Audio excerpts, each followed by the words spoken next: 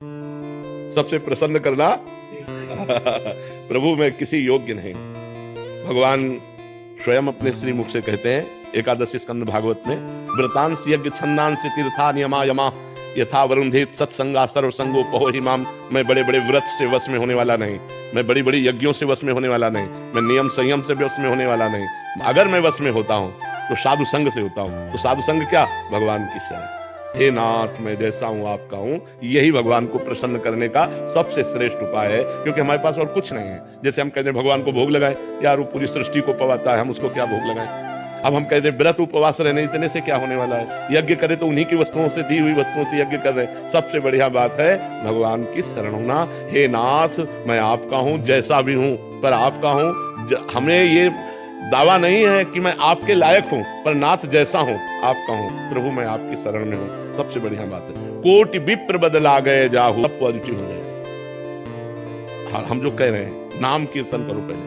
भगवान विष्णु का भी 1000 नाम कीर्तन है शास्त्र, लेकिन आधा घंटा कोई नाम कीर्तन करो जो नाम प्रिय हो आपको। हरे कृष्ण श्री राम जय जय, जो भी राधा राधा राधा, खूब जोर जोर से भगवान नाम कीर्तन करो और चलते फिरते नाम जप करो। फिर देख लो आप उसका परिणाम, फिर आप खुद अनुभव करें। लेकिन लंबे समय तक 2-4 दिन किया फिर पाप कर लिया, फिर 2-4 दिन किया पाप किया, वो बात नहीं है। पाप आचरण रोक करके लंबे समय तक करो तो तुम्हारे पाप नष्ट हो जाएंगे, सफलता हाथ लग जाएगी। सबको सफलता क्यों नहीं प्राप्त होती, सबको सुख प्राप्त क्यों नहीं होता, लेकिन सब लोग सुख के लिए ही कार्य करते हैं और दुख क्यों प्राप्त होता है? उसका कारण पाप है।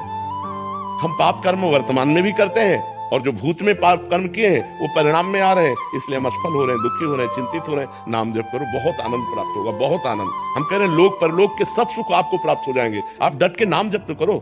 जैसे लोग कहते हैं कि नाम जप करने से क्या खाना मिल जाएगा, तुम खाना की बात क्या करते हो? अगर भगवान का नाम जप करो तो लोक परलोक सब जगह सुख प्राप्त होता है। जहां पाप नष्ट हुए तो सुख ही सुख घेर लेता है। और अगर भाई पाप कर्म करोगे तो पुण्य के प्रताप से ये मिल जरूर सकता है, लेकिन तुम्हारा नाश हो जाएगा। अंत में तुम्हारा नाश हो जाएगा, अंत में तुम जीरो पे होगे, कुछ तुम्हारे पास नहीं होगा। अगर नाम जप कर रहे हो, आज दुखी हो, चिंता मत करो, कल सुखी हो जाओ। हमको भोजन तक नहीं मिले 8-8 दिन, जो आज हम आपको प्रमाण दे रहे हैं कि हम गाड़ी पे चल रहे हैं, तो कल हमको भोजन नहीं मिला। सर्दी में ओढ़ने के लिए कंबल नहीं था, बोरा ओढ़ते थे, टाट ना जिसमें गेहूं का आटा भरा जाता है, वो बोरा ओढ़कर सर्दी पार करते थे। और आज हम आपको क्या बताएं, जब आप समझ लो यही है तो क्या व्यवस्था नहीं होगी।